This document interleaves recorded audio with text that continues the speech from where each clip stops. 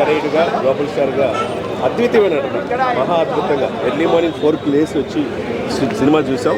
కనుల విందుగా ఒక ఐఏఎస్ ఆఫీసర్ ఎలా ఉండాలి, ఒక ఎలక్షన్ సిస్టమ్ ఏంటి, భారతదేశంలో ఒక ఎలక్షన్ కమిషన్ అనేది ఉంటుంది, చాలామంది తెలియదు. 324 ఆర్టికల్ ప్రకారం వెరీ పవర్ఫుల్ ఆర్గనైజేషన్. ఒకప్పుడు టిఎన్ శేషన్ గారు చేశారు. ఆ రోల్లో ఐఏఎస్ ఆఫీసర్లో అసలుకి ఎక్స్ట్రాడనరీగా చేశారు. తర్వాత తండ్రి గారు రైతు పాత్రలో అద్భుతంగా నటించాడు.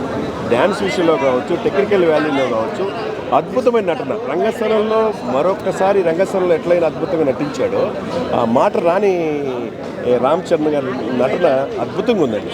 అంటే చాలా సంతోషం. సంక్రాంతి 10వ తారీఖు ఈ రోజే రిలీజ్ అవటం, ముందే సంక్రాంతి వచ్చిన ఫీల్తో సకుటుంబ సపరివార సమేతంగా ఈ సినిమాని చూడొచ్చు. పోటాపోటీగా ఉందండి. అప్పన్న క్యారెక్టర్ ఏంటంటే మాట రాని వ్యక్తి ఏ విధంగా, రాజకీయాలు అనేది ఎలా ఉంటాయి, రాజకీయాలు ఏ విధంగా ప్రభావితం చేస్తాయి, సమాజాన్ని ఏం మార్చగలం అనేది చాలా చక్కగా అప్పన్న పాత్ర చూపించారు. అదే సమయంలో రాజకీయాల్లో అడ్డం పెట్టుకొని ఏ విధంగా లక్షల కోట్లు సంపాదించుకుంటారు, ఇసుక మాఫియా, మైనింగ్ మాఫియా, లేకపోతే బియ్యం అక్రమ రవాణా, అన్నీ అంటే సమాజంలో ఈ రుగ్మతలు.